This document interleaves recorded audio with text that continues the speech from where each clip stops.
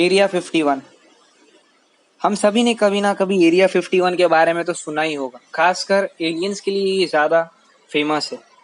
Area 51 जो है वो ग्रूम लेक में बीचों बीच में होता है, बैरन डेजर्ट में, जो कि साउथ नेवाडा में पड़ता है। एरिया 51 ये एक मिलिट्री बेस एरिया है और यहाँ पे ऐसे स्पेक्यूलेशंस है कि यहाँ पे कई सारे अनआइडेंटिफाइड ऑब्जेक्ट्स को उड़ते हुए देखा गया, यानी कि यूएफओस को। अब ये सच्चाई इसके पीछे क्या है ये तो किसी को भी नहीं पता, ये एक मिस्ट्री है। कॉन्स्पिरेसी थेरीज ये भी कहते हैं कि यहाँ पे एक रेस्ट्रिक्टेड एरिया है और यहाँ पे जितने भी एलियंस होते हैं उनके ऊपर टेस्टिंग किए जाते हैं। और इतना ही नहीं, जो टेक्नोलॉजी होती है, कॉन्स्पिरेसी थेरीज ये भी कहते हैं कि यहाँ पे एलियंस के ऊपर टेस्टिंग किए जाते हैं। और इतना ही नहीं, यहाँ पे जो क्रैश साइट्स होती है, जहाँ पे जो यूएफओस होते हैं वो क्रैश हो गए रहते हैं, इन टेक्नोलॉजीज़ के ऊपर भी रिसर्च किए जाते हैं। और one of the famous incident है रोजवेल में, न्यू मैक्सिको में, काफ़ी ज़्यादा फेमस है। आप इसे गूगल पर भी सर्च कर सकते हो। और सच्चाई तो ये भी है कि मिलिट्री बेस की आड़ में हो सकता है यहाँ पे काफ़ी सारी चीज़ें होती हो, बट ये किसी को नहीं पता। इवन जो ड्रोन्स है वहाँ पे ड्रोन्स भी अलाउ नहीं किए जाते। ये 120 माइल्स दूर है और ये जो पड़ता है एरिया 51, इसकी जो लोकेशन है वो जो छोटे छोटे टाउन्स है जैसे कि रैकेल एंड हाइको, यहाँ पर पड़ता है। 1955 में इसे हिस्सा बना दिया गया था Nevada test and training range complex का। इसे पैराडाइज रेंज के नाम से भी जाना जाता है। यहाँ के जो एम्प्लॉयज़ होते हैं जो एरिया 51 में काम करते हैं, उनको एक स्पेशल एरोप्लेन के द्वारा लेके जाया करते हैं। इनफैक्ट वहाँ के नियम इतने स्ट्रिक्ट हैं कि उनको दूसरे जो होते हैं सेक्टर्स में एरिया 51 के अंडर काम करने वाले जो भी एम्प्लॉयज़, वो एक दूसरे से बात तक नहीं कर सकते। यानी आप समझ सकते हो कि कितना ज़्यादा स्ट्रिक्ट रूल्स होते हैं वहाँ पर। 2013 में यूएस मिलिट्री ने फाइनली इस बात को एक्नॉलेज किया कि जो एरिया 51 है वहाँ पर प्लेन्स के ऊपर एंड एक मिलिट्री बेस है वो वहाँ पर।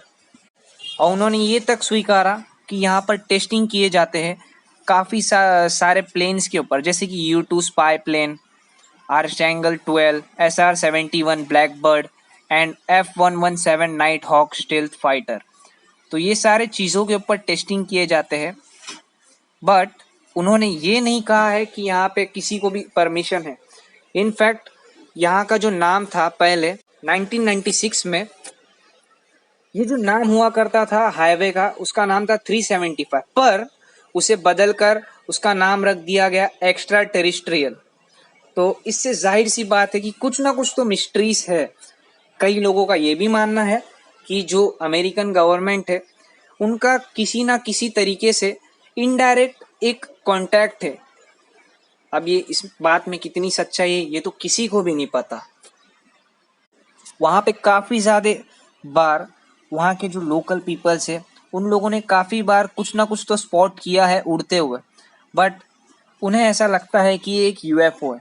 बट असल में जो अमेरिकन गवर्नमेंट होती है उन्होंने ये कहा है कि ये कोई यूएफओस नहीं, यहाँ पे उड़ने वाले जो बेसिकली प्लेन्स होते हैं वो है। पर चौंकाने वाली बात तो ये है कि वहाँ के एक एम्प्लॉय जिनका नाम है रॉबर्ट लेजर, उन्होंने ये क्लेम किया कि वो एक एक्स्ट्रा टेरिस्ट्रियल टेक्नोलॉजी के ऊपर वर्क कर रहे थे बेस के अंदर। इनफैक्ट लेजर ने Las Vegas television reporter George nap को ये तक बताया कि वो इनके ऊपर काफ़ी दिनों से रिसर्च भी कर रहे थे एंड उन्होंने ऑटोप्सी की जो फोटोग्राफ्स है एलियंस के ऊपर वो भी उन्हें दिखाए।